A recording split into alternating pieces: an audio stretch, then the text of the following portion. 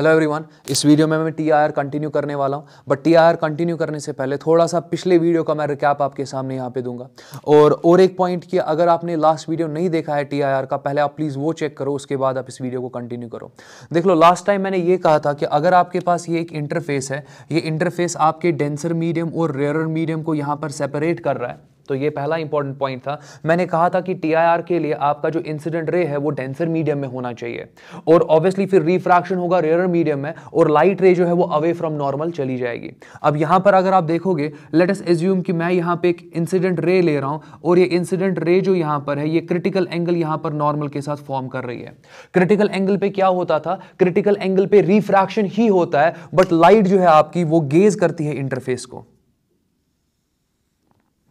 Light आपकी gauge करती है इंटरफेस को। तो क्रिटिकल एंगल, दैट मींस जब मैं इंसिडेंट एंगल ले रहा हूं क्रिटिकल एंगल के बराबर, मैं देखता हूं कि रिफ्रैक्शन एंगल हमारे पास 90 डिग्री होता है। ये रिफ्रैक्शन एंगल ही है, तो रिफ्लेक्शन अभी नहीं हुआ, तो ये आपके पास यहां पर 90 डिग्री है। तो अब आप चाहते हो कि TIR हो।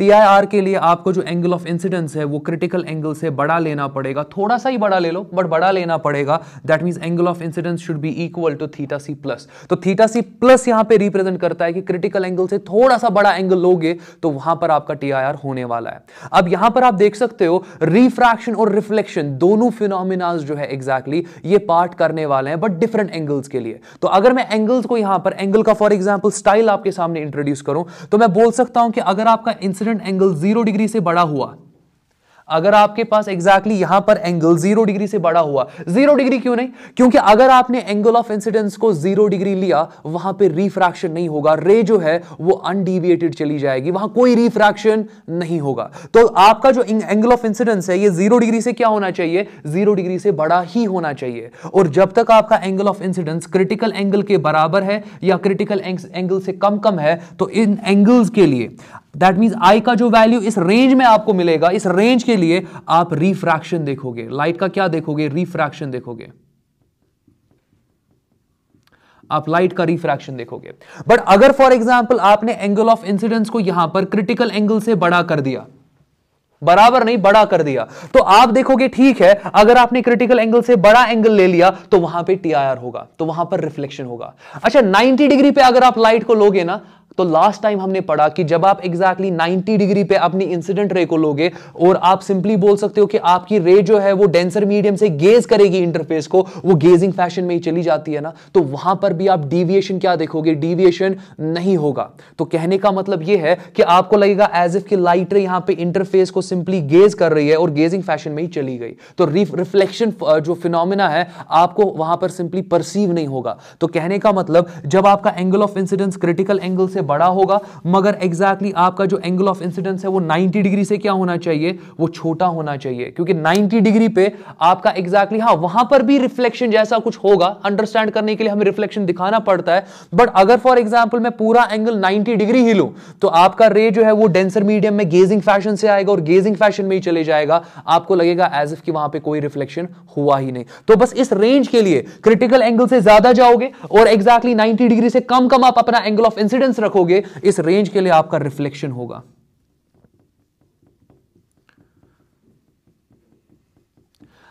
तो ये हमने पहला पॉइंट पढ़ा था। और एक इंपॉर्टेंट पॉइंट ये कि अगर आप इस क्रिटिकल एंगल को निकालना चाहते हो, तो आप साइन ऑफ θc से सिंपली अप्रोच करते हो, क्योंकि स्नेल्स लॉ में भी साइन ऑफ θc आ जाता है। तो लास्ट टाइम हमने देखा था कि आप साइन ऑफ θc को लिख सकते हो कि जो आपका साइन ऑफ क्रिटिकल एंगल है, it is simply equal to mu rarer divided by mu denser. फिर मैंने इसको लिखा था 1 divided by mu denser divided by mu rarer, और फिर फर्दर मैंने इसको लिखा था it is equal to 1 divided by refractive index of denser medium with respect to rarer medium. तो ये एग्जैक्टली आपका साइन θc का हमने स्टाइल देखा था। फर्दर हमने और एक स्टाइल देखा था कि आपका जो साइन θc है, जैसे कि अभी मैंने बताया it is equal to mu rarer by mu denser. आप इसको वेलोसिटी के स्टाइल में लिख सकते हो, velocity of light in denser medium divided by velocity of light in rarer medium. वो भी आपको साइन ऑफ क्या देगा? क्रिटिकल एंगल दो मीडियम्स के लिए। इसी तरीके से आप इसको लिख सकते हो lambda of denser medium, that means light का वेवलेंथ डेंसर मीडियम में क्या है डिवाइडेड बाय लाइट का वेवलेंथ आपके रेयर मीडियम में क्या है, ये रेशो भी आपको क्या देगा, साइन ऑफ क्रिटिकल एंगल। तो इस चीज के बारे में हमने बात की थी।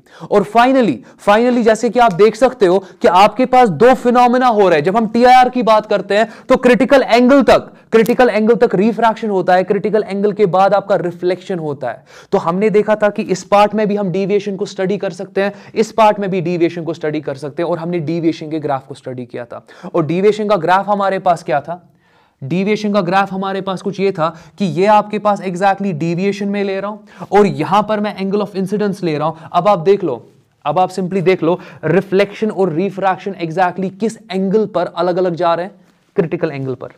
तो आप सिंपली क्रिटिकल एंगल तक की बात करो तो that means angle of incidence में यहां पर कितना ले रहा हूं, क्रिटिकल एंगल। तो हमने देखा क्या था एग्जैक्टली, हमने देखा था यहां पर कि स्टार्टिंग में 0 से लेके थीटा सी तक क्या होगा, रिफ्रैक्शन। तो यहां पर रिफ्रैक्शन होगा और थीटा सी के बाद क्या होगा, रिफ्लेक्शन। तो हमने देखा था कि रिफ्रैक्शन में आपका जो डेविएशन है वो एंगल ऑफ इंसिडेंस पे नॉन लीनियरली डिपेंड करता है। तो आपका ग्राफ कुछ इस तरीके से चला जाता है। और हमने देखा था जो मैक्सिमम डेविएशन हमें रिफ्रैक्शन में मिलता है उसका वैल्यू हमारे पास π/2 माइनस थीटा सी था।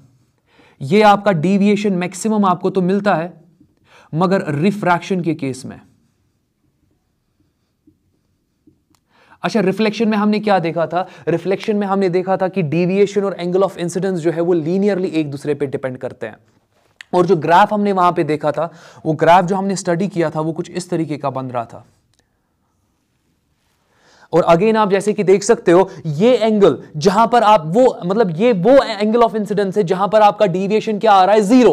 वो 90 डिग्री है ना, क्योंकि 90 डिग्री का मतलब कि आपने लाइट को गेज करा है इंटरफेस को। जब आपका लाइट गेज करता है फ्रॉम डेंसर मीडियम, वो गेजिंग फैशन में ही वहां पर रिफ्लेक्ट हो जाता है। तो कहने का मतलब जब आपके पास लाइट डेंसर मीडियम में गेजिंग फैशन में आ जाएगा, वो गेजिंग फैशन में ही चला जाएगा, डेविएशन वहां पे 0 होगा। तो ये एंगल ऑफ इंसिडेंस जो आपके पास यहां पर है ये सिंपली 90 डिग्री के बराबर है।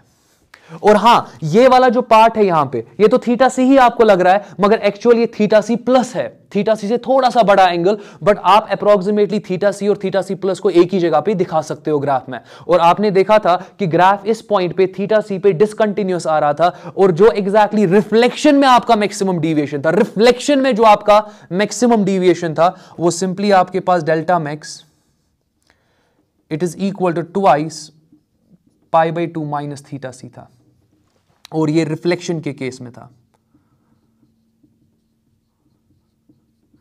और लास्ट पॉइंट मैंने आपको ये बताया था कि अगर फॉर एग्जांपल जैसे मैंने अभी बताया, अगर लाइट डेंसर मीडियम से गेज करता है वो गेजिंग फैशन में ही चले जाता है। बट अगर फॉर एग्जांपल अब देख लो, अगर आपका लाइट रे गेज कर रहा है from rare medium,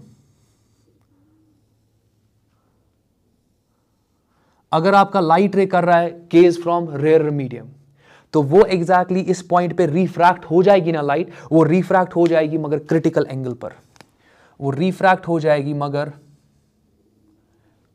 critical angle पर। तो कहने का मतलब जब क्रिटिकल एंगल पे लाइट इंसिडेंट हो रही थी वो गेज कर रही थी फिर इंटरफेस को। बट अब आपने क्या कराया, आपने लाइट को ही गेज कराया इंटरफेस के साथ, और आपने देखा कि लाइट रिफ्रैक्ट हो गई क्रिटिकल एंगल पर। बट गेज करा रहे हो डेंसर से कि रेयर मीडियम से, रेयर मीडियम के साइड से गेज कराना है। ये बहुत इंपॉर्टेंट पॉइंट है, इसको आगे प्रिज्म में यूज करने वाला हूं। तो गेज कराओगे रेयर मीडियम से, आप देखोगे लाइट क्रिटिकल एंगल पे चली जाएगी। आपको नहीं लगता कि ये इस सिचुएशन का रिवर्स हो रहा है? तो एग्जैक्टली जब आप लाइट रे को गेज कराते हो फ्रॉम रेयर मीडियम और वो यहां पे रिफ्रैक्ट होती है क्रिटिकल एंगल पे, इस चीज को आप बोलते हो law of reversibility of light. इस चीज को आप क्या बोलते हो? Law of reversibility of light.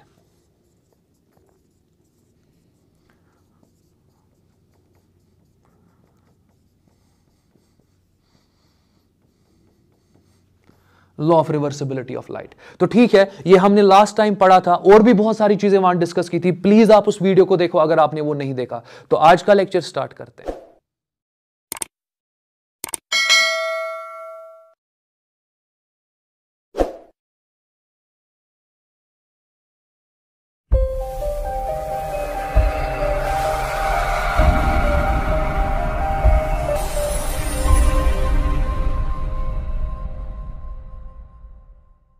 तो ये जो प्रॉब्लम यहां पर मैं लेने वाला हूं that is escaping light from medium interface, ये आपको बहुत सारी बुक्स में मिलेंगी, बट मैं एग्जैक्टली इसमें थोड़ा फोटोमेट्री का कॉन्सेप्ट भी इसमें सिंपली इंट्रोड्यूस करने वाला हूं, तो वो एग्जैक्टली इस प्रॉब्लम को और ज्यादा इंटरेस्टिंग बना देगा।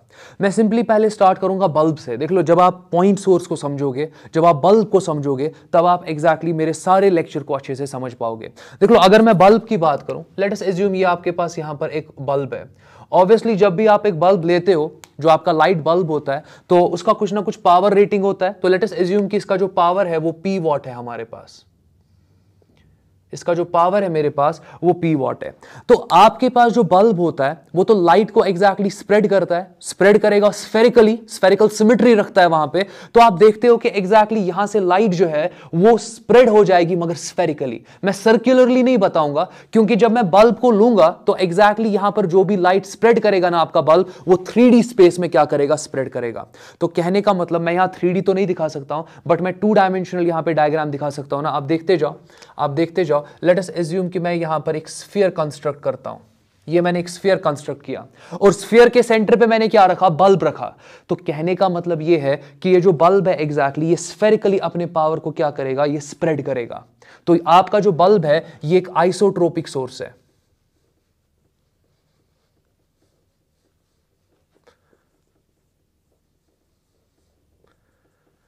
आइसोट्रोपिक सोर्स में क्यों बोल रहा हूं, आइसोट्रोपिक सोर्स में इसलिए बोल रहा हूं क्योंकि हर डायरेक्शन में ये सेम पावर रेडिएट करेगा। अच्छा, यहां पर अगर मैं बात करूं कि मेरे पास, लेट अस एज्यूम कि ये मेरे पास सिंपली एक पॉइंट सोर्स है। ये पॉइंट सोर्स आपको पता है कि अपना पावर स्फेरिकली डिस्ट्रीब्यूट करता जाएगा। तो जब आप बोलोगे ना यहां, जब आप सिंपली फॉर एग्जांपल एनालाइज करते हो ना इस पावर को, आप बोलते हो कि एक जो लाइट बल्ब आपका होता है वो अपना पावर डिस्ट्रीब्यूट तो करता है, बट वो सॉलिड एंगल के थ्रू स्प्रेड करता है अपने पावर को। और अगर मैं बात यहां पे करूं कि ये जो आपके पास बल्ब है ये किस सॉलिड एंगल पर अपने पावर को डिस्ट्रीब्यूट करता है, तो आंसर यहां पर 4 पाई आना चाहिए। अगेन, अगर आपको सॉलिड एंगल का कॉन्सेप्ट नहीं है, आगे जाके मैं उसके बारे में भी वीडियो अपलोड करने वाला हूं कि सॉलिड एंगल और प्लेन एंगल के बीच का रिलेशन क्या होता है, मतलब वो पता होना चाहिए। मैं तो यहां डायरेक्टली आज स्टेट करने वाला हूं, बट एग्जैक्टली इसको डिराइव मैं आगे जाके मैथमेटिकल टूल्स में ही करने वाला हूं। अभी तो नहीं किया, बट आगे जाके वो पार्ट भी मैं दिखाने वाला हूं। बट फिलहाल के लिए आपको इतना आइडिया होना चाहिए कि जब भी आप एक पॉइंट सोर्स लोगे, वो पॉइंट सोर्स पावर को डिस्ट्रीब्यूट करेगा, लाइट को डिस्ट्रीब्यूट करेगा ओवर अ सॉलिड एंगल। कितना सॉलिड एंगल, ओवर कितना सॉलिड एंगल, ओवर 4 पाई। तो आप निकाल सकते हो ना exactly power per unit solid angle.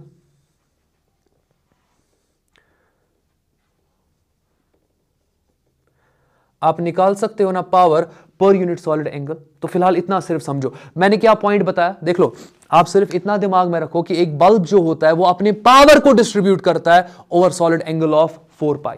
तो अब अगर मैं बताऊं कि पर यूनिट सॉलिड एंगल कितना पावर एग्जैक्टली डिस्ट्रीब्यूट हो रहा है पर यूनिट सॉलिड एंगल, तो आपको कुछ नहीं करना है, आपको इसी P वॉट को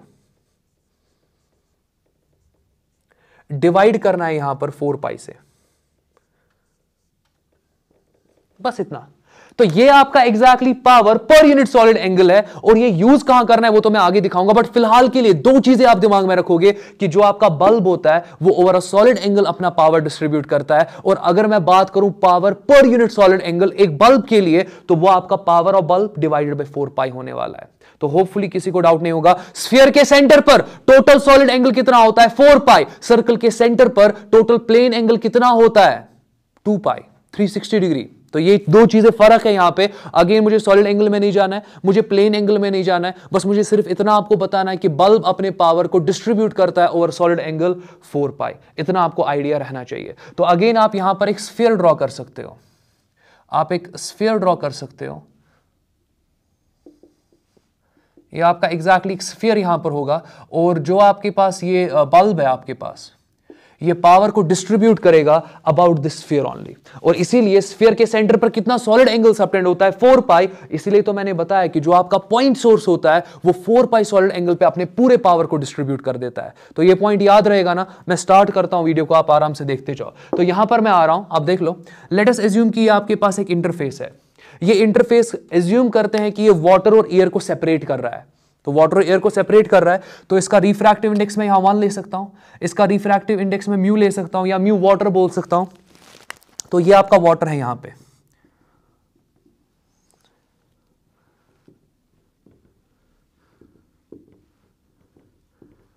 ये आपके पास यहां वाटर है और वाटर का रिफ्रैक्टिव इंडेक्स मैंने यहां पे म्यू लिया है, तो इसमें किसी को डाउट नहीं होगा। तो यहां तक तो हो गया। अब मैं क्या कर रहा हूं, मैं एग्जैक्टली डेप्थ डी पर, मैं यहां नीचे जा रहा हूं फ्रॉम द सरफेस और एग्जैक्टली डेप्थ डी पे मैं अपने एक पॉइंट सोर्स को रख रहा हूं। अब देख लो, मैं यहां पर एक पॉइंट सोर्स को रख रहा हूं। ये पॉइंट सोर्स बराबर इसी स्टाइल का होगा ना, ये पॉइंट सोर्स बराबर इसी स्टाइल का होगा ना, तो होपफुली आप अंडरस्टैंड कर रहे हो। तो ये जो पॉइंट सोर्स है, तो स्टार्टिंग में मैं एक रेफरेंस लाइन ड्रॉ करता हूं। ये आपके पास एक रेफरेंस लाइन है जो कि मैं 90 डिग्री दिखा रहा हूं। तो समवट ये नॉर्मल आपके पास होगा, ये आपके पास यहां पर नॉर्मल की तरह एक्ट करेगा। तो आप देखते जाओ और समझते जाओ। आपके पास, आपको पहले ही पता है कि लेट अस एज्यूम कि किसी भी एंगल पर लाइट रे आ रही है और यहां पर आप नॉर्मल ड्रॉ कर दो। ये जो एंगल ऑफ इंसिडेंस बन रहा है, लेट अस एज्यूम कि ये आपका छोटा है क्रिटिकल एंगल से, छोटा है ना क्रिटिकल एंगल से, तो आप देखोगे कि आपकी जो लाइट है यहां पे वो सिंपली रिफ्रैक्ट हो जाएगी। वो सिंपली क्या हो जाएगी, वो रिफ्रैक्ट हो जाएगी। और आपको यह भी पता है कि अगर आपकी कोई इंसिडेंट रे यहां पर आ जाएगी, आप देख लो एंगल बढ़ जाएगा, आप चेक कर लो एंगल बढ़ रहा है, ये छोटा एंगल है, ये बड़ा एंगल है, और लेट अस एज्यूम कि यहां पर आपका क्रिटिकल एंगल बन रहा है। लेट अस एज्यूम कि यहां पर आपका क्रिटिकल एंगल बन रहा है। तो क्रिटिकल एंगल पर आपको पता है कि लाइट जो है ना वो बाहर नहीं जाएगी, वो एग्जैक्टली आपके सरफेस को गेज करेगी। तो ठीक है, सरफेस को आपका लाइट रे गेज करेगा। ये देख लो, ये देख लो, सरफेस को आपका जो लाइट रे है वो गेज करेगा। आराम से देखते जाओ। ये डेप्थ जो है, डेप्थ तो पता है डी है, तो डेप्थ में यहां पे लिख रहा हूं, ये डेप्थ डी है आपके पास, इसमें तो कोई इशू होगा नहीं। यहां से लेकर यहां तक आपका ये डेप्थ है डी, तो मैंने यहां दिखा दिया। आप देख सकते हो कि आपके पास ये इंसिडेंट रे है, एंगल आई पे आ रहा है, एंगल आई आपके थीटा सी से अभी छोटा था। आप देख रहे हो कि रे जो है वो रिफ्रैक्ट होकर बाहर जा रहा है, अवे फ्रॉम नॉर्मल जा रहा है। तो अगेन लाइट रे जो है डेंसर टू रेयर मीडियम जा रहा है, तो टीआईआर को आप एक्सपेक्ट करोगे। फर्दर और एक पॉइंट देख लो, यहां पर एग्जैक्टली जो ये वाला रे मैंने लिया, दूसरा रे, क्योंकि आप एग्जैक्टली जो ये सोर्स होगा ये तो सारी रेज बिखेर देगा किस एंगल पर, 4 पाई एंगल, 4 पाई सॉलिड एंगल पर। तो आप देख सकते हो कि एक रे यहां पर भी आएगी, एक रे यहां पे भी जाएगी, एक रे आगे भी जाएगी ना। तो आप देख लो, मैं इस इंटरफेस को थोड़ा सा एक्सटेंड कर रहा हूं, मैं इस इंटरफेस को थोड़ा सा एक्सटेंड कर रहा हूं, आप समझ लेना इसको। तो फिलहाल के लिए आप देख सकते हो कि आपके पास स्टार्टिंग में एंगल जो था क्रिटिकल एंगल से छोटा था, तो रिफ्रैक्शन हुआ। फिर आपने देखा ठीक है एक रे आ गई, मगर उसने एंगल क्रिटिकल एंगल के बराबर बना दिया, उसका जो एग्जैक्टली रे है वो रिफ्रैक्ट हो जाएगा 90 डिग्री पे, वो गेज करेगा सरफेस को। तो इसमें कोई इशू है नहीं। तो अगेन आप देख सकते हो कि अगर ये थीटा सी है तो ऑटोमेटिकली ये एंगल भी आपके पास क्या होगा, थीटा सी होगा। ये वाला एंगल, ये एंगल भी आपका थीटा सी होगा। क्यों थीटा सी होगा, क्योंकि ये आपके पास यहां पे ऑल्टरनेट एंगल फॉर्म कर रहा है, ये ऑल्टरनेट एंगल्स है यहां पे। तो अगर ये थीटा सी है, ये थीटा सी है। चलो और एक रे यहां पे लेते हैं, चलो और एक रे यहां पर मैं लेता हूं।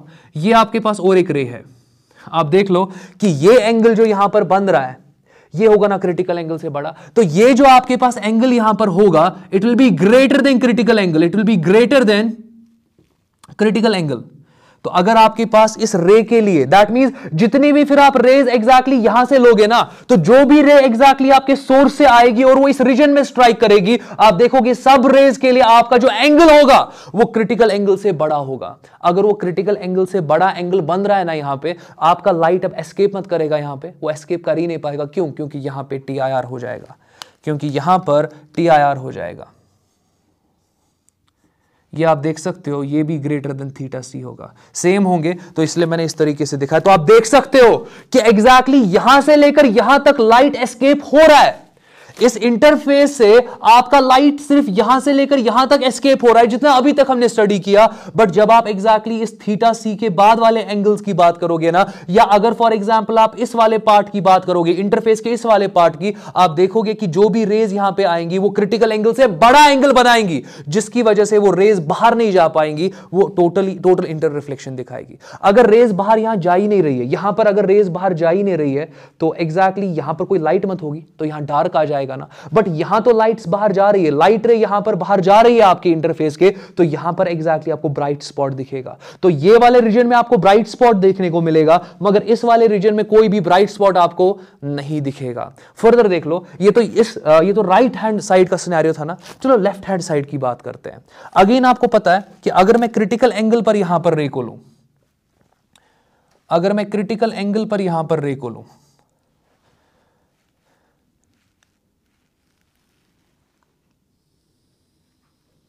ये देख लो, लेट अस एज्यूम कि यहां पर भी क्रिटिकल एंगल बन रहा है, तो ऑटोमेटिकली ये भी तो क्रिटिकल एंगल आ जाएगा ना, ऑल्टरनेट एंगल्स, तो ये भी आपका क्या आ जाएगा, क्रिटिकल एंगल। लाइट यहां पे गेज करेगी, इसके बाद जो भी लाइट होगी, इसके बाद जो भी आप रे एग्जैक्टली इस रीजन में दिखाओगे, जो इस रीजन में आपकी रेज आएंगी वो टीआईआर सफर करेंगी, कोई भी रे बाहर नहीं आएगी। तो यहां पर कोई भी रे बाहर नहीं आएगी, यहां पर भी कोई भी रे बाहर नहीं आएगी। तो आपका एग्जैक्टली कौन सा रीजन है जहां पर आपकी रेज बाहर आ रही है, वो रीजन होगा ना यहां से लेके एग्जैक्टली यहां तक, इस रीजन में एग्जैक्टली यहां से लेके यहां तक ये जो रीजन आपका बन रहा है, सारी रेज इस रीजन में बाहर आ रही होंगी ना, तो होपफुली आपको थोड़ा आइडिया मिल रहा होगा कि रेज एग्जैक्टली किस रीजन से एस्केप कर सकती है, और जिस रीजन से आपकी रेज एस्केप करेंगी वही रीजन आपको क्या दिखेगा, आपको ब्राइट दिखेगा। तो होपफुली अभी तक कहीं पे डाउट नहीं होगा। तो चलो यहां पर अगर मैं बात करूं, ये एग्जैक्टली सरफेस है ना, ये सरफेस है आपके पास ऊपर, ये तो लाइन आपको अभी दिख रहा है, मगर एक्चुअल में ये तो सारा 3D में है, तो आपके पास पूरा ऊपर एक सरफेस होगा ना।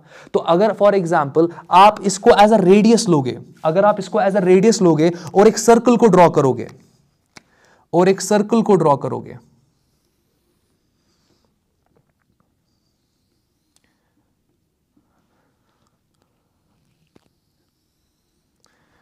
आप देख लो, मैंने एक सर्कल ड्रॉ किया, आप देखोगे कि रेज एग्जैक्टली इसी सर्कल से बाहर आ जाएंगी, रेज इस सर्कल से क्या आ जाएंगी, वो बाहर आ जाएंगी। अगेन सारा आपकी इमेजिनेशन पे है। मैं सिंपली क्या बोल रहा हूं कि लेट अस एज्यूम कि आपके पास एक रिवर है, और रिवर में आपने सिंपली एक पॉइंट सोर्स बल्ब को ड्रॉप कर दिया। तो जब आप उस रिवर को ऊपर से देखोगे ना, आपको एग्जैक्टली उस रिवर के ऊपर से एक ब्राइट स्पॉट देखने को मिलेगा, रादर आपको सिंपली एक डिस्क जैसा दिखाई देगा। जो वो डिस्क होगा वो ये आपके पास है, और ऑब्वियसली ये एग्जैक्टली कुछ ना कुछ एरिया बन जाएगा ना, और इसी एरिया के थ्रू लाइट क्या कर रहा है, एस्केप। इस एरिया के बाहर अगर आप जाओगे ना, वहां पे कोई भी लाइट आपके पास नहीं होगी। तो होपफुली आपने अंडरस्टैंड किया होगा। तो अब आप देख सकते हो यहां से लेकर यहां तक ये डेप्थ है ना। अब चीजों को समझो, अब मैं सिंपली यहां पर ज्योमेट्री पे जा रहा हूं, बहुत आसान है, स्टेप बाय स्टेप हम हर एक चीज को यहां पर डिस्कस करेंगे। आप बस देखते जाओ। पहले मैं यहां पर सिंपली इस एरिया को निकालने वाला हूं, जिस एरिया से आपका लाइट एस्केप हो रहा है। मैं यहां पर एग्जैक्टली सर्कल का रेडियस निकालने वाला हूं, क्योंकि आपका यह भी क्वेश्चन पूछा जाता है यूजुअली। तो आप देख लो, आप आराम से देखते जाओ कि किस तरीके से हम इसको सॉल्व करेंगे। बहुत आसान है, सिर्फ याद क्या रखोगे, power per unit solid angle कितना होता है, power of bulb divided by 4 पाई। तो बस इस चीज को आप दिमाग में रख लेना। अब देख लो यहां पे, आप आराम से देखते जाओ। लेट अस एज्यूम कि आपके इस पूरे सर्कल का जो रेडियस है वो ये r है। रेडियस यहां से लेकर यहां तक होगा ना, क्योंकि ये पूरा सर्कल है, सर्कल का सेंटर यहां पर है, यहां से लेकर यहां तक क्या होगा, रेडियस होगा। इसमें मुश्किल नहीं होना चाहिए। अब जरा देख लो, ये रेडियस, ये डेप्थ d और ये थीटा c, ये एक राइट ट्राइंगल बन रहा है। यहां पे ये एक राइट ट्राइंगल बन रहा है, और राइट ट्राइंगल में आप इस थीटा सी के रिलेटेड थीटा सी को यूज करने वाले हो। थीटा सी के अपोजिट वाला साइड और एडजेसेंट वाला साइड कैसे रिलेट करते हो, टैन से। तो चलो मैं टैन थीटा सी लिखता हूं, आराम से देखते जाओ। टैन थीटा सी होता है परपेंडिकुलर बाय बेस। थीटा सी के अपोजिट वाला जो साइड होगा दैट इज योर आर, जो कि आपको फाइंड करना है, वही आपका परपेंडिकुलर होता है। बेस आपका एग्जैक्टली थीटा सी का एडजेसेंट साइड होता है। अब आप सोचोगे थीटा सी का तो ये भी एडजेसेंट साइड है, नहीं, ये वाला साइड जो है ये 90 के अपोजिट है, ये हाइपोटेन्यूज होगा। तो ये वाला जो साइड आपका एडजेसेंट साइड है, ये वाला एडजेसेंट साइड, ये आपका बेस होगा, और बेस आपका यहां पर ये डी है। तो बेस आपका यहां पर ये डी है। तो होपफुली अभी तक कहीं डाउट नहीं होगा। अच्छा, थीटा सी बहुत इंपॉर्टेंट पार्ट है, जरा साइन थीटा सी की बात करते हैं। साइन थीटा सी होता है ना mu of rarer medium divided by mu of denser medium. Rarer medium का रिफ्रैक्टिव इंडेक्स 1 है, डेंसर मीडियम का म्यू है, तो sine theta C 1 by mu आ जाएगा। साइन होता है ना परपेंडिकुलर बाय हाइपोटेन्यूज। मैं बोल सकता हूं ना कि जो आपका बेस होगा it is equal to under root of hypotenuse square minus perpendicular square. तो आपका जो बेस होगा मैं बोल सकता हूं ना it is equal to under root of hypotenuse की जगह म्यू लिख सकते हैं तो म्यू स्क्वायर, माइनस परपेंडिकुलर की जगह 1 लिख सकते हैं तो -1। तो यहां पर अगर मैं टैन थीटा सी की बात करूं, अगर मैं tan थीटा सी की बात करूं, ये डिस्कस किया है लास्ट लेक्चर में इसलिए मैं थोड़ा फास्ट गया। tan थीटा सी आपका क्या होता है, परपेंडिकुलर बाय बेस, और परपेंडिकुलर अगेन आपके पास 1 है तो मैंने 1 लिख दिया। आप कुछ नहीं कर रहे हो, आप इन रेशियोज को कंपेयर कर रहे हो। पी की जगह पे मैंने 1 लिख दिया और बेस की जगह पर मैं सीधे क्या लिख सकता हूं, under root of mu square minus 1। और ये जो आपके पास है ये आर बाई डी के बराबर है। तो होपफुली आपको कहीं पे डाउट नहीं होगा। निकालना आर है ना आपको, तो चलो मैं आर निकालता हूं। R is equal to D divided by under root of mu square minus 1। ये आपका आर आ गया। तो अगर आपको पूछा जाएगा ना कि आप एग्जैक्टली यहां पर बोल रहे हो कि यहां पे जो लाइट रेज है वो एस्केप करेंगी, आपके पानी से बाहर आ जाएंगी लाइट रेज, तो वो एग्जैक्टली किसी ना किसी एरिया के थ्रू बाहर आएंगी ना। तो एग्जैक्टली जब आप वो एरिया को स्टडी करते हो, आप देखते हो वो तो एक सर्कुलर एरिया के थ्रू बाहर आ रही है। उस सर्कुलर एरिया का रेडियस जो होगा R is equal to D divided by under root of mu square minus 1। अगर एरिया की बात करूं, एरिया किसके बराबर होता है, जरा एरिया की बात करते हैं। एरिया होता है ना पाई आर स्क्वायर, तो ये वो एरिया होगा जहां से लाइट एस्केप कर रहा है। और मैं इसको क्या लिख सकता हूं, इट इज इक्वल टू पाई तो अपनी जगह पे, आर स्क्वायर की जगह पर आएगा ना D square divided by mu square minus 1। तो ये आपका एरिया भी आ गया, किस एरिया के थ्रू आपका लाइट जो है वो एस्केप कर रहा है, वो वाला पार्ट भी आ गया। तो होपफुली किसी को डाउट नहीं होगा, आपने अंडरस्टैंड करा होगा सारी चीजों को। लास्ट वाला पार्ट अब देख लो। लास्ट वाला पार्ट, ये आपके पास एक कोन है। चलो मैं इस कोन को अलग से बनाता हूं, आप देख लो। ये आपके पास यहां पर एक कोन है, आप देख सकते हो कि ये आपके पास एग्जैक्टली यहां पर एक कोन है।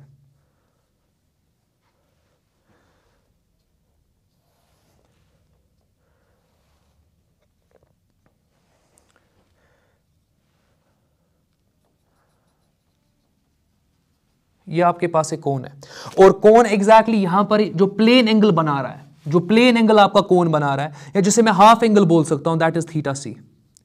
तो ये कोन है आपके पास। तो पॉइंट नंबर 1, ये आपके पास कोन है, ठीक है। पॉइंट नंबर 2, ये आपका जो प्लेन एंगल यहां फॉर्म कर रहा है, या जिसे आप हाफ एंगल भी कहते हो,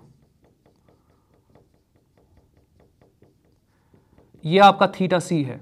तो इसमें मुश्किल होना नहीं चाहिए।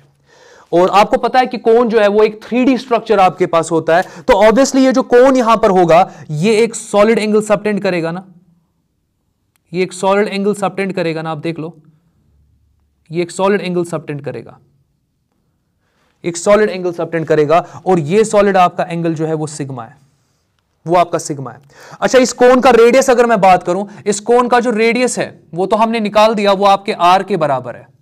और आर जो आपका वैल्यू आया था, आप चेक कर सकते हो, आर जो आपका वैल्यू आया था D divided by under root of mu square minus 1।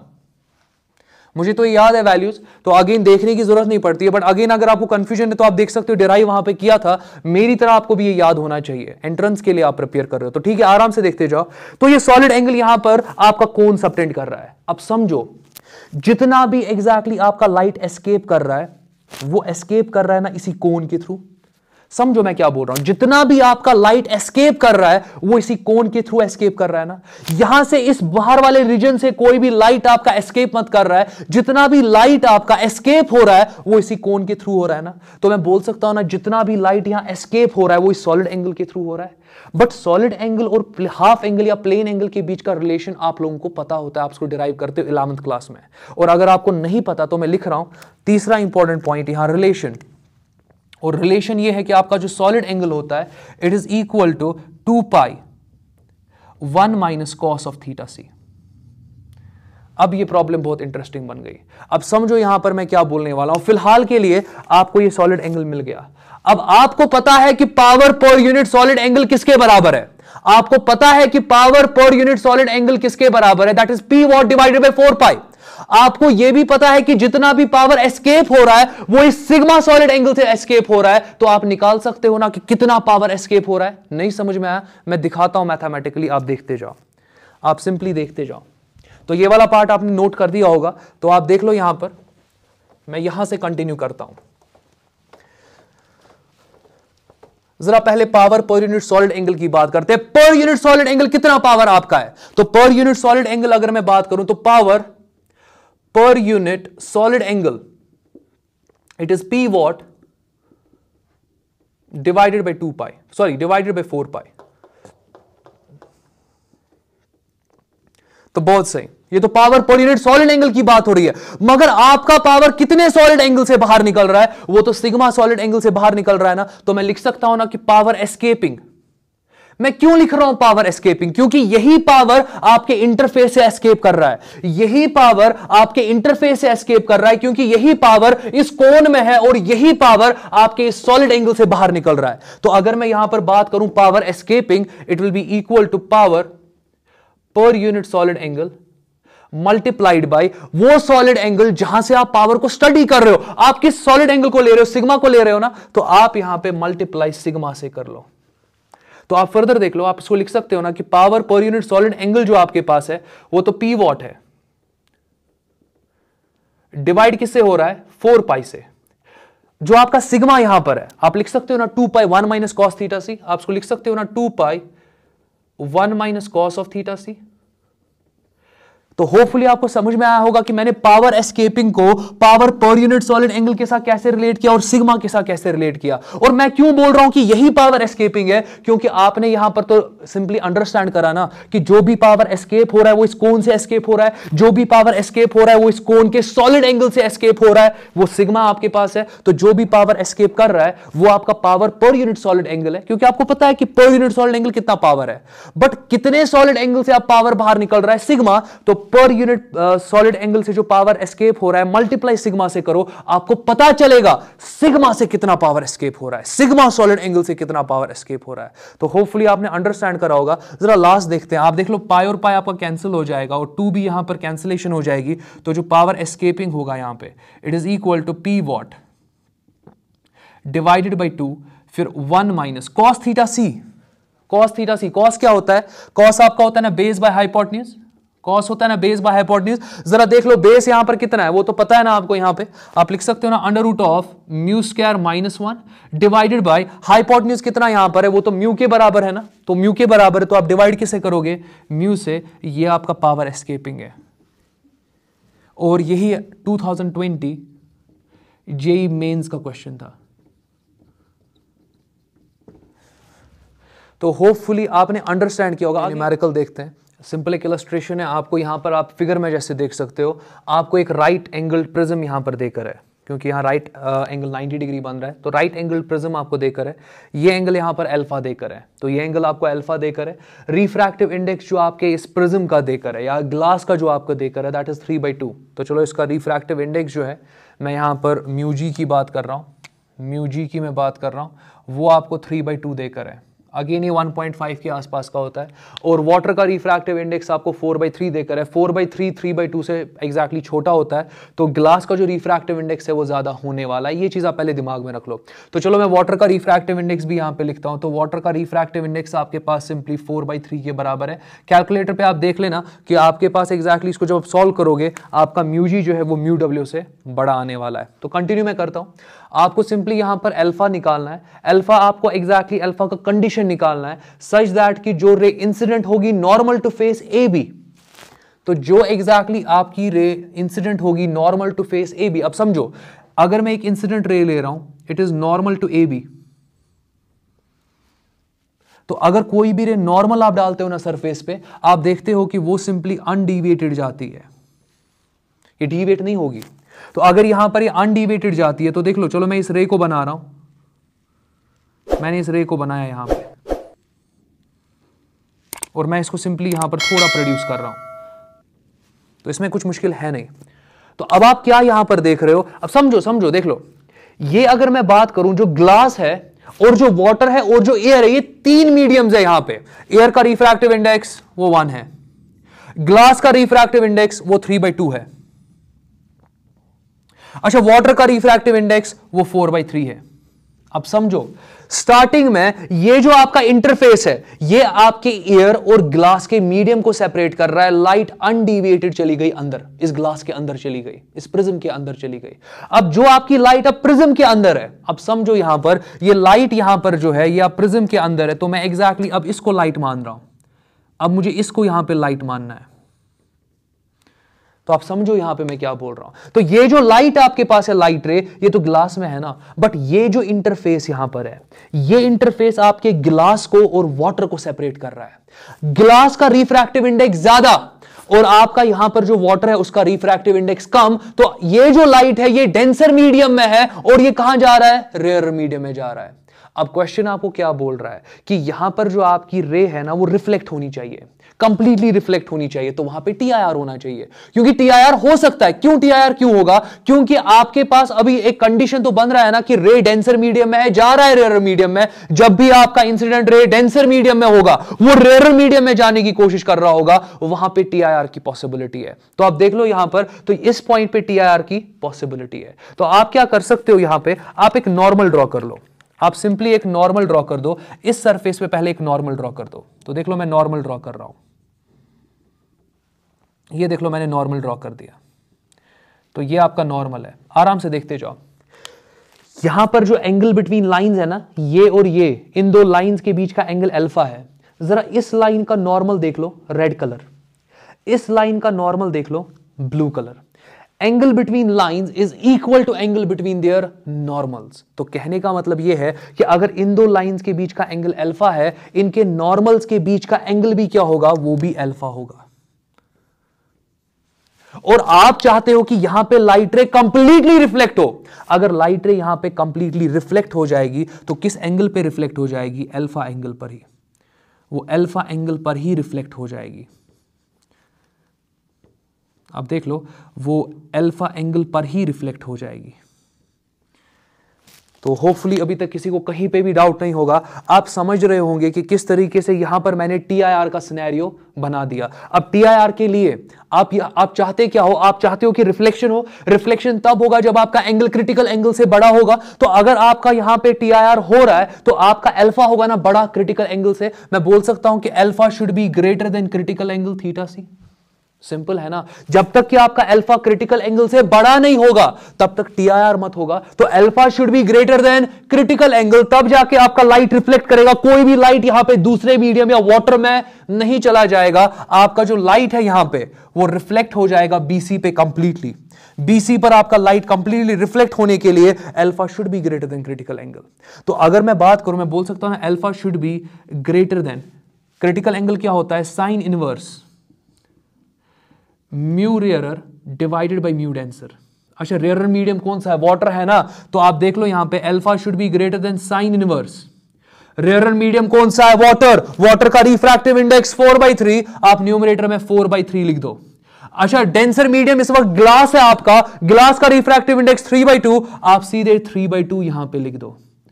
तो मैं बोल सकता हूं ना कि जो आपका अल्फा होगा it should be greater than sine inverse, sine inverse 4/3, मगर ये मल्टीप्लाई क्या हो जाएगा 2/3 से। एंट्रेंस में हो तो मैं एज्यूम करूंगा कि इन कैलकुलेशंस में आपको प्रॉब्लम नहीं होगी। तो मैं बोल सकता हूं कि alpha should be greater than sine inverse 8/9। और ये वैलिड भी है क्योंकि आप साइन इनवर्स निकालते हो उन नंबर्स का विच आर लेस देन 1। 8/9 आपका 1 से कम होगा ना, तो इसका साइन इनवर्स पॉसिबल है। कभी कभी कि देख लो होता क्या है, कभी कभी आपके पास आ जाता है कंडीशन कुछ इस फॉर्म का आ सकता था, alpha is for example greater than sine inverse 9/8। मतलब आपके पास जब आप सॉल्व करते, पूरा अच्छे तरीके से सॉल्व करते, आपके पास ये कंडीशन आ जाता। क्या आप किसी नंबर का जो 1 से बड़ा होगा उसका साइन इनवर्स निकालते हो? कभी भी नहीं। जब भी आप साइन इनवर्स की बात करते हो ना, जब मैं साइन की बात करता हूं, आप देखते हो कि साइन कोई भी ऐसा एंगल नहीं होगा जिसका साइन जो है वो ग्रेटर देन 1 होगा। साइन तो बाउंडेड फंक्शन है ना। मैं बोल सकता हूं कि साइन का वैल्यू जो है it is less than equal to 1, greater than equal to -1। ये तो साइन का बाउंड्री है यहां पे। साइन थीटा अगर मैं बात यहां पे करूं तो आप यहां पे अगर फॉर एग्जांपल एंगल ले रहे हो, ये एंगल की अगर मैं यहां पे बात करूं, आप समझो यहां पे अगर मैं इस एंगल की बात करूं, ये एंगल जो यहां पर आपके पास, ये नंबर जो आपके पास यहां पर है, ये नंबर आपके पास 1 से बड़ा है। तो आपका एग्जैक्टली साइन का वैल्यू कभी 1 से बड़ा हो नहीं सकता। तो अगर साइन इनवर्स एक आप ऐसे नंबर का ले रहे हो जो कि नंबर आपका 1 से बड़ा होगा, ये इनकरेक्ट है। ये इनकरेक्ट है, आप गलती कहीं पे कर रहे हो, या आप क्वेश्चन में सीधे कोई ऑप्शन देकर होगा टीआईआर नॉट पॉसिबल।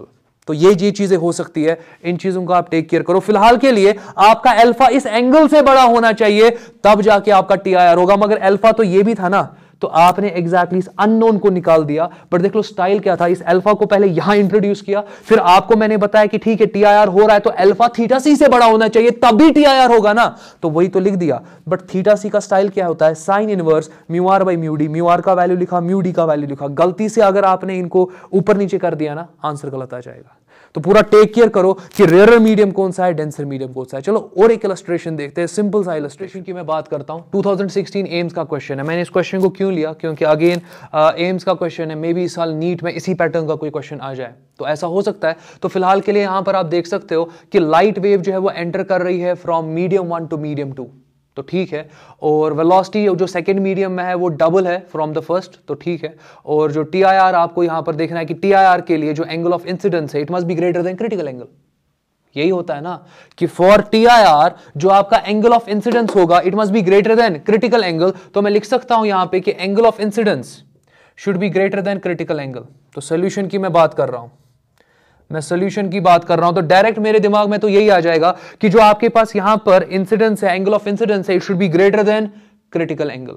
अच्छा, क्रिटिकल एंगल मगर होता किसके बराबर है, मैं लिख सकता हूं यहां पे कि I should be greater than sine inverse mu rarer by mu denser. But यहां तो म्यू रेयरर म्यू डेंसर देकर ही नहीं है, तो आप वेलोसिटी के स्टाइल में भी लिख सकते हो ना, आप लिख सकते हो ना कि I should be greater than sine inverse, मगर आपको लिखना होता है velocity in denser medium by velocity in rare medium. अब समझो यहां पर लाइट आपकी एग्जैक्टली एंटर कर रही है मीडियम 1 से मीडियम 2, तो मीडियम 1 बन जाएगा ना खुद ब खुद डेंसर, क्योंकि टीआर के लिए आपका लाइट जो होगा, इंसिडेंट रे जो होगी, वो तो डेंसर मीडियम में होनी चाहिए। तो कहने का मतलब यह है कि मीडियम 1 जो आपके पास होगा, मीडियम 1 जो आपके पास होगा वो डेंसर होगा, वो आपका डेंसर होगा। और जो मीडियम 2 आपके पास है, वो अगर मैं बात करूं तो वो आपका रेयरर बन जाएगा। मैं तो क्वेश्चन को फॉलो कर रहा हूं, मैं क्वेश्चन को यहां पे फॉलो कर रहा हूं, आप सिंपली देखते जाओ। अब यहां पर अगर मैं बात करूं, light wave travels from medium 1 to medium 2, बिल्कुल सही। Velocity in second medium is double, इसलिए तो वो रेयर होगा ना, क्योंकि वहां वेलोसिटी ज्यादा है। तो अगर आपकी डेंसर मीडियम में वेलोसिटी v है, आपको देकर है कि रेयर मीडियम में आपका वेलोसिटी ट्वाइस v है, डबल है आपके रेयर मीडियम में वेलोसिटी। तो आप बोल सकते हो ना, this is velocity in denser medium and this is velocity in rare medium. निकल गया ना, निकल गया, आप चेक कर लो। मैं बोल सकता हूं, इसको कंटिन्यू करते हैं, आई should be greater than sine inverse. अब जरा देख लो, वेलोसिटी इन डेंसर मीडियम कितना है आपके पास है, वो तो v के बराबर है, मैंने v लिख दिया। अच्छा, वेलोसिटी इन रेयर मीडियम की बात करें, वो आपके पास सिंपली ट्वाइस v है, मैंने ट्वाइस v लिख दिया। आप यहां v और v को कैंसिल करोगे ना, तो आपका जो i होगा यहां पे, it has to be greater than sine inverse 1/2। तो आप लिख सकते हो ना कि i has to be greater than 30 degree, क्योंकि आपके पास साइन इनवर्स 1/2, साइन 30 होता है ना 1/2, तो आपके पास साइन इनवर्स 1/2 30 होगा, तो आपका i जो है वो 30 से बड़ा होना चाहिए। तो यहां पर आपका जो ऑप्शन होगा, ऑप्शन ए होगा। तो आप देख सकते हो डायरेक्ट क्वेश्चन था, मगर वेलोसिटी के बेसिस पे था। आपको तो पूरा क्लियर होना चाहिए, बस अपने आप को कंस्ट्रेंट मत करो रिफ्रैक्टिव इंडेक्स तक, वेलोसिटी और वेवलेंथ का भी आप आइडिया रखो। और अगेन ये क्वेश्चन बहुत आसान है, 2016 एम्स का क्वेश्चन है। इस साल एग्जैक्टली 2021 में मे बी नीट में ऐसे ही पैटर्न का क्वेश्चन आ जाए, ये आप नहीं बोल सकते हो, बट नीट में प्रीवियस ईयर क्वेश्चंस के पैटर्न रिपीट होते रहते हैं, तो ये क्वेश्चन बहुत ज्यादा फ्रूटफुल रहेगा अगर आप इसको देखोगे। और भी जो आपके एम्स वगैरह के क्वेश्चंस होंगे और जो आपके जेके सीईटी के क्वेश्चंस हैं, उनको आप प्लीज चेक करो। एआईपीएमटी के क्वेश्चन जो है उनको चेक करो, क्योंकि वही क्वेश्चंस जो है वही रिपीट होते रहते हैं, और फिर इवेंचुअली अगर आपको उन पे पूरा होल्ड होगा उन क्वेश्चंस पे, आप एंट्रेंस के मैक्सिमम फिजिक्स के क्वेश्चंस कर पाओगे। बहुत सारे स्टूडेंट्स पहले बायो करते हैं, फिर केमिस्ट्री करते हैं, फिर फिजिक्स करते हैं, बट अगर आपको फिजिक्स पर चैप्टर वाइज होल्ड होगा, आपको पता होगा कि कौन से चैप्टर्स आपके स्ट्रांग है और आपने एग्जैक्टली पीवाईक्यू सारे लगाए होंगे, तो मे बी आप पहले बायो और फिर उसके बाद फिजिक्स ही कर लो, क्योंकि फिजिक्स में क्वेश्चंस बहुत आसान आते रहते हैं, और ऑप्टिक्स में तो बहुत ज्यादा ही आसान क्वेश्चंस आ रहे हैं लास्ट 3-4 साल से। तो आप एग्जैक्टली इन स्टाइल के क्वेश्चंस को बहुत अच्छे से टेक केयरिंग का करना, इनको बहुत अच्छे से कर लेना। आज के लिए इतना काफी है। नेक्स्ट वीडियो में मैं सिंपली यहां पर रिफ्रैक्शन एट स्फेरिकल सरफेसेस से स्टार्ट करने वाला हूं, और आज के लिए इतना काफी। Take care.